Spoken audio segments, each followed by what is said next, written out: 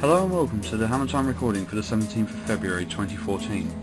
In today's news, people blame sucky train service on fare prices, new universal credit system actually deters single parents from getting a job, NHS data sharing plan is bullshit, Lego Simpsons set to blow your mind, and in People Are Dumb, 10 million fund for businesses, and Polish ATM robber falls asleep on the job.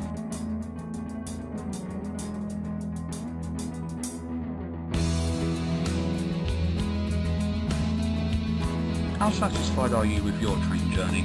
Right now I can imagine not very, and how genuinely satisfied are you with the price you paid to travel? With a possible exception of some very rare cases, on average only 40 to 50% of people in this country are satisfied with the price they paid for their public transport, a recent survey has found. Now you'd think customer satisfaction is something a company that makes millions of pounds should be exceptionally aware of, and something they should strive to make better for the general population. But apparently not. While I'm not personally sure who owns each and every train service, I am aware that a large amount of them are privatised, which should mean that some millionaire somewhere is making enough money off the population each year they should be able to at least keep the prices consistent and fair.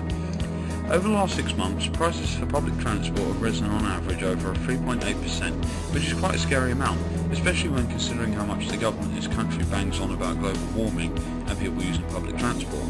I've had an idea for public transport for the longest time, which I'll share here, in that if they made it cheaper, more people would not necessarily abandon, but would be more likely to use trains and buses because of their cheaper costs. And though they may be losing money in the short term, in the long run they would be either making more or at least the same amount because of the influx of passengers. That's just my view on this, however.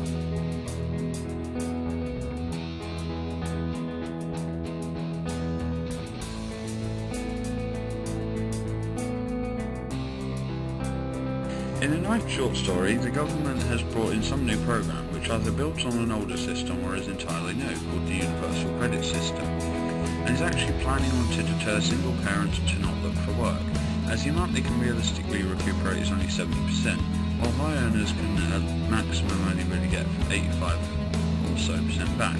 Perhaps if there were more jobs going in general, it wouldn't be so bad, but when taking into consideration that the age that the people are giving birth is the lowest it has been in a very long time, it's hardly surprising the majority of single parents aren't capable of working due to their inexperience caused by age. That and of course the fact that teenagers don't necessarily have the best reputation overall.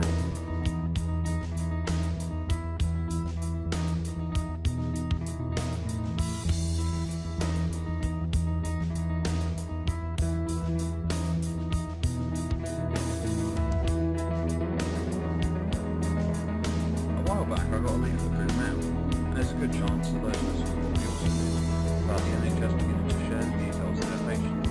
I personally think this is bullshit and just want invasion of privacy, whatever they say that we can sell on social media. Any data stored electronically can be taken electronically, and when taking into consideration the most recent advances in computer technology, this has given rise to people who can handle my last week's newscast story about the Ministry of Justice being hacked. I've personally opted out of such a scheme. It was really flashy, but even I can crack a GP's entire computer network on my mobile phone. Lastly, consider that even 80% of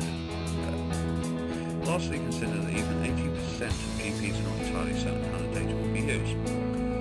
The data being extracted includes things such as family histories, previous or upcoming vaccinations, referable treatments and diagnoses, blood pressure, body mass index, cholesterol levels, date of birth, postcode, NHS number and gender. So for generically adequate reasons all these data necessary. Luckily for myself, I went into a GP in almost 4 years, and with this on the rise as well now, and the amount of details that can be theoretically captured without having to computer system, I'm probably not going to continue.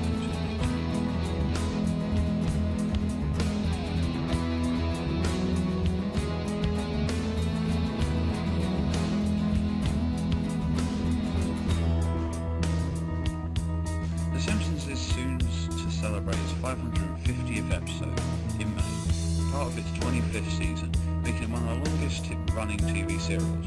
And as part of that celebration, Matt Groening, I think that's how it's pronounced anyway, has teamed up with toy company Lego to produce an episode named Brick Like Me, where Homer wakes up in a Springfield entirely made of Lego.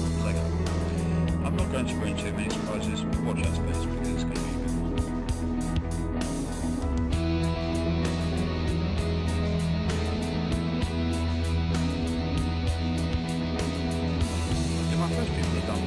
David Cameron, douchebag, has unveiled a new £10 million scheme to bail businesses over throughout the winter storm.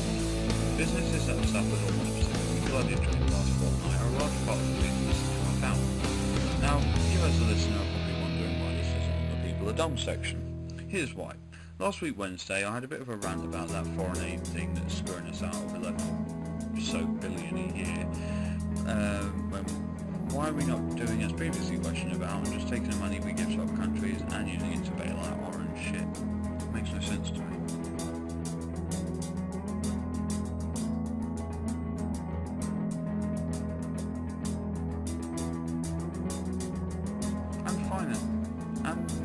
And finally, it was probably a bit drunk at the time, but a fellow I had